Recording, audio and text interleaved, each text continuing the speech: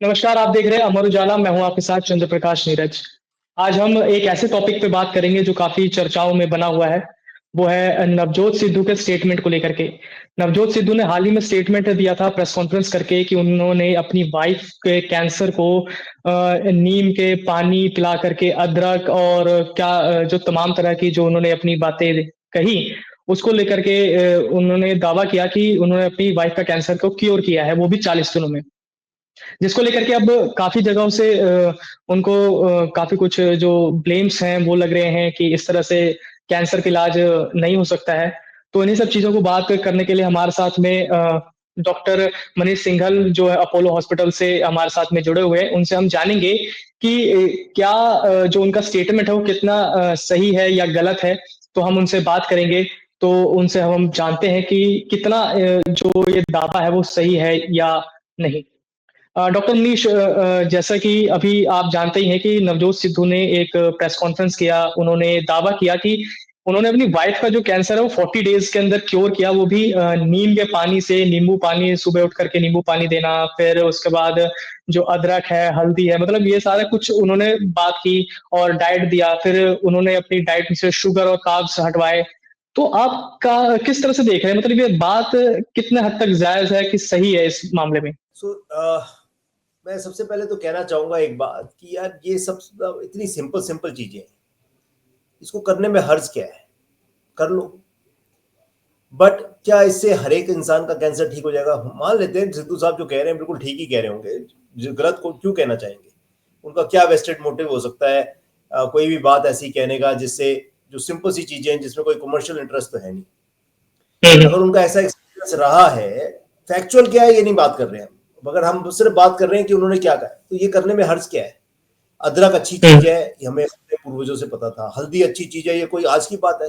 ये तो हमें बहुत सालों से पता था। मेरे तो दादा बताया करते थे हल्दी खाया करो, हल्दी दूध में हल्दी डाल के कहीं क्या दादा आपने पिए कि नहीं पिए? जब चोट तो माँ दूध में हल्दी डाल के देती थी।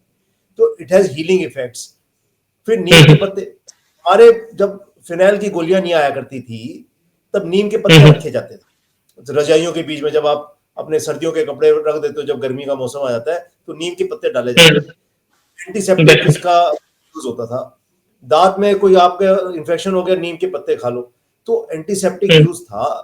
ये हमें पहले से पता है। They are all good things. तुलसा के पत्ते, आज भी हम तुलसा डालते हैं चाय में कि गला खराब हो गया तुलसा ले लो, तुलसा हल्दी का वो ले लो, हल्दी का वो ले लो, गला खराब हो गया जल्दी हीलिंग हो जाएगी। सो आई थिंक ये सब चीजें बहुत पहले से हमें पता थी। कहीं ना कहीं ये मॉडर्न मेडिसिन के नीचे शायद दब गई। आज भी हमारी हमारी मम्मी, हमारे हमारे पेरेंट्स हमें यही सब चीजें देते हैं जब हम नॉर्मल बीमार हो जाते हैं। मैं भी बीमार हो जाता हूँ तो मुझे यही दिया जाता है। मैं भी कोई एलोपैथिक मेडिसिन नहीं खाता खांसी के लिए। बट क्या कैंसर जैसी संगीन प्रॉब्लम को इससे हम ठीक कर सकते हैं? अगर ऐसा होता तो शायद इतनी डेवलपमेंट करने की जरूरत ही नहीं थी। मान लेते हैं आपके साथ बहुत अच्छा हुआ, मैं बड़ा बड़ा अच्छा फील करता हूँ कि हुआ, अच्छा हुआ होगा, बहुत अच्छा हुआ होगा। क्या ये एक सोल ट्रीटमेंट है? क्या इसके ऊपर निर्भर करके हम मॉडर्न ट्रीटमेंट को बिल्कुल नकारा कर दें और सब सारे कैंसर पेशेंट आज से घर चले जाएं, अपना इलाज छोड़ दें? क्या हम ये रिकमेंडेशन कर सकते हैं? नहीं कर सकते। आई डोंट थिंक दैट इतना लेवल ऑफ एविडेंस है कि आप अपना नॉर्मल चलता हुआ ट्रीटमेंट छोड़कर नीम, हल्दी और अदरक और तुलसा के पत्ते और जो भी आप कहना चाह रहे हो वो सब कर लो। कार्ब्स को कम कर दो, अच्छी बात है। मोटापा एक अपने आप में बीमारी है, ये हमें 100% पता है और ये बहुत सारी स्टडीज बता सकती है। Obesity is related to more than 10 number of cancers. Obesity is a root, breast cancer, colon cancer, gallbladder cancer, pancreas cancer, uterine cancer, ovarian cancer. So many cancers are related to obesity. आपके सारे gastrointestinal cancers obesity से related है, including ovarian cancer, uterine cancer and breast cancer also. So मोटापा अपने आप में एक बीमारी की जड़ है। उससे मोटापे से सिर्फ कैंसर ही नहीं और भी कई सारी बीमारियां हो सकती हैं। तो ये तो हमें पता ही था। कार्ब्स कम करने से इज द फर्स्ट स्टेप। आप किसी भी जिम में चले जाओ, इंस्ट्रक्टर के पास चले जाओ या डाइटिशियन के पास चले जाओ, सबसे पहले आपके कार्ब्स कम करेगी अगर आप मोटे हो तो कार्ब्स करने से मोटापा कम है, मोटापा कम होने से कैंसर का इंसिडेंस कम होगा या कैंसर में आराम मिलेगा, ये तो फैक्ट है।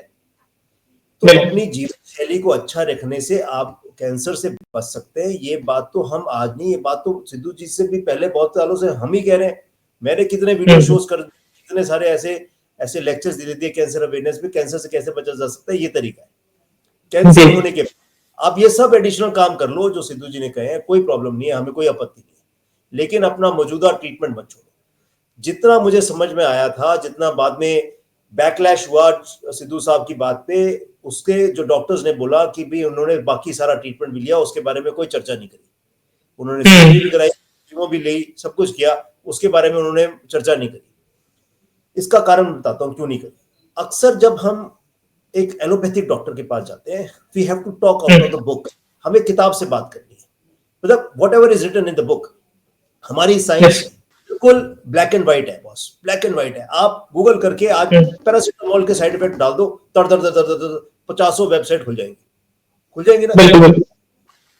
तो जब हम कोई कैंसर की बात करते हैं, किसी पेशेंट को काउंसल करते हैं कि भाई देखो ये हमारा आपका ये बीमारी है, ये स्टेज में है, इसके ये विकल्प बनते हैं, इसमें ये सक्सेस रेट है, ये फेलियर रेट है, ये सारी बातें हम उनको बताते हैं। तो इंसान का नॉर्मल एक टेंडेंसी है हर इंसान की, वो नेगेटिव बात को घर कर लेता है। हम कहते हैं यार 40% सक्सेस रेट है, 100% नहीं है, 40% ही है सिर्फ, वो 60%, मैं तो फेल में ही आऊंगा। सो बट 40% सक्सेस रेट भी है, तो हम उस पर फोकस ना करें, 60% का नॉन सक्सेस रेट के ऊपर फोकस करके मतलब यार डॉक्टर ने तो हमें उम्मीद नहीं दी, इस पे हम इधर उधर देखने लग जाते हैं, नीम के पत्ते, अदरक, हल्दी, फलाना ढिकना, बाकी सब ऑल्टरनेट मेडिसिन के बारे में सोचना शुरू कर देते हैं। But the beauty of medical science, जो एलोपैथिक साइंस है, वो है it tells you the limitation on day one. आपको डे वन पे बता देगी यार इतना कर सकते हैं, इतना नहीं। कोविड में क्या सब लोग बच गए क्या? हमने कहा ना यार इतना सक्सेस रेट है। कोविड वैक्सीन आई, सब लोगों ने पहले तो नहीं लगवाई थी, बट बाद में सब लोगों ने तो है हमें लगा दो, फटाफट लगा दो, हमें क्यों नहीं लग रही, टाइम से नहीं लग रही क्यों? But success rate was 70.8%। कभी आपने दिमाग लगाया ये 79.8% ही क्यों आया? 79 को 80 कर देते तो नहीं, क्योंकि मैथमेटिकल था। 17,000 लोगों को रैंडमाइज किया गया, 8,500 लोगों को कोविड वैक्सीन लगी, 8,500 लोगों को कोविड वैक्सीन की जगह पानी का इंजेक्शन लगा, फिर उनको रैंडमाइज करके देखा कितना सक्सेस रेट है। मैथमेटिकल फॉर्मूला है, इतने लोगों को कोविड नहीं हुआ, इतने लोगों को सीरियसली 79.8% सक्सेस रेट आ गया। तो एलोपैथिक मेडिसिन बड़ी मेडिकल है, इसी की वजह से उनको जो श्योरिटी चाहिए होती है, हर एक आदमी जो बीमार है उसको 100% श्योरिटी चाहिए, चाहे है या नहीं है। इसी चक्कर में, इसी वजह से 100% श्योरिटी जब नहीं मिलती तो आदमी इधर उधर हाथ पैर मारता है। हम अपनी बात बिल्कुल सर एक चीज मैं रोकना चाहूंगा, एक चीज मैं पूछना चाह रहा था कि उन्होंने जैसे कि स्टेज 4 कैंसर था, वो कह रहे हैं स्टेज 4 कैंसर में क्या ये जो सारी चीजें उन्होंने बताई, इज इट पॉसिबल कि ये सब चीजें काम आ सकती हैं? आई थिंक क्योंकि डॉक्टर ने भी कह दिया था कि इट इज 3 to 4% चांस कि सर्वाइव कर पाएंगी, तो लास्ट रिजॉर्ट में हर बंदा कुछ ना कुछ देखता ही है। बिल्कुल ठीक बात है। मैं तो एक सिंपल बात दे रहा था, मैं सिद्धू साहब की तो बात ही नहीं कर रहा था। मैं सिंपल सक्सेस रेट आपको बताया सर, 5% चांस है, इसमें 10% चांस है, 20% चांस है। आदमी को लगता है यार फेलियर रेट तो हाई है, तो आदमी इधर उधर मारता है।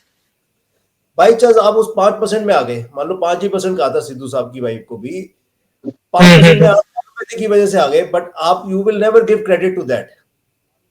यस, क्योंकि आपको पता है 95% तो मेरा फेलियर चांस था, 5% तो 5% में भी तो कोई आएगा ही। अब क्रेडिट सारा दिया नीम के पत्तों को, जो भी अल्टरनेट मेडिसिन उन्होंने, जो भी अल्टरनेट तरीके, जड़ी बूटियां जो भी इस्तेमाल करी, सबको उसको क्रेडिट दे दिया। ठीक है, उनको भी क्रेडिट जाता है, मैं नहीं कह रहा क्रेडिट नहीं है। हम कह रहे हैं ये कर लो, काब्स, आप मोटे हो, कैंसर भी हो गया, काब छोड़ दो, बड़ी अच्छी बात है। नीम के पत्ते खाना चाहते हो खा लो, आप हल्दी लेना चाहते हो ले लो, हमें कोई प्रॉब्लम नहीं। लेकिन क्या इसके बेसिस पे 100 आउट ऑफ 100 लोगों को क्योर करा जा सकता है? अगर है तो भाई बड़ा जल्दी करो, फिर तो लेट हो रहे हैं। अपन को पेटेंट फाइल कर दो। हाँ, इसका पेटेंट फाइल दुनिया भर में बेचेंगे ना, कई सारे डॉलर कमाएंगे क्या? हाँ, मतलब सर कि जैसे कि आप कह रहे हैं अमेरिका से आज की डेट में इतनी सारी दवाइयां हम लोग इंपोर्ट करते हैं, 10-15-20 लाख रुपए महीने की पेशेंट को दे रहे हैं हम, और उसमें कोई क्योर थोड़ा ना कहते हैं वो लोग, क्योर नहीं कहते वो किसी आपका, उसमें 20% रिले भी रहे। अगर इससे सब लोग ठीक हो जाते हैं, तो हम नीम के पत्तों और इस कॉकटेल को पेटेंट करा के दुनिया भर में बेचते हैं ना, क्या प्रॉब्लम है? हमारे यहाँ जाएगा। If we are so sure about it, then let's get a bloody patent on it. What's the problem? So सवाल यहाँ पर यही है, अंदर से हमें भी पता है, हर इंसान को पता है कि इससे प्रॉब्लम ठीक तो नहीं होने वाली। सारे हमारे पेशेंट्स ने ये फॉरवर्ड्स भेजे, हमसे ये डिस्कस भी किए, बट किसी ने ट्रीटमेंट नहीं छोड़ा, क्योंकि अंदर से सबको पता है कि यार बात लिमिटेड अमाउंट ही बन सकती है, पूरी तो नहीं बन सकती। बिल्कुल, मतलब ट्रीटमेंट के साथ में डाइट और जो वो आप कह रहे हैं कि ट्रीटमेंट इज इम्पोर्टेंट, मतलब कि ट्रीटमेंट भी एक बहुत ही ज्यादा इम्पोर्टेंट रोल था इसमें। बिल्कुल, सिर्फ एक चीज नीम और पानी और ये सब काम नहीं किया, ट्रीटमेंट भी एक इम्पोर्टेंट रोल था कि जो उनको क्योर में काम आया। योगदान जरूर किया होगा। कितना apportionment of benefit is very difficult.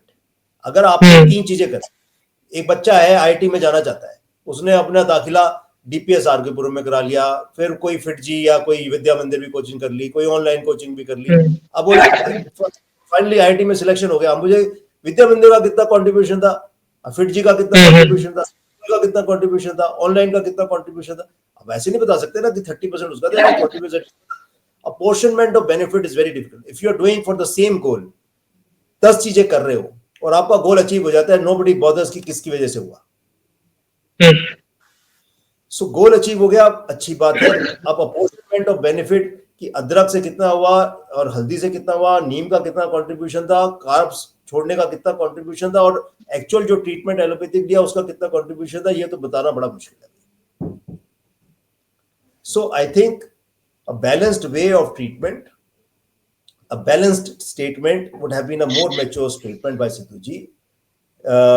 अगर वो बताते कि हाँ ऐसे ऐसे किया गया, इन सब चीजों से भी बेनिफिट हो जाता है। मुझे लगता है कि ये बड़ी सिंपल चीजें हैं, ये भी कर लेनी चाहिए साथ में।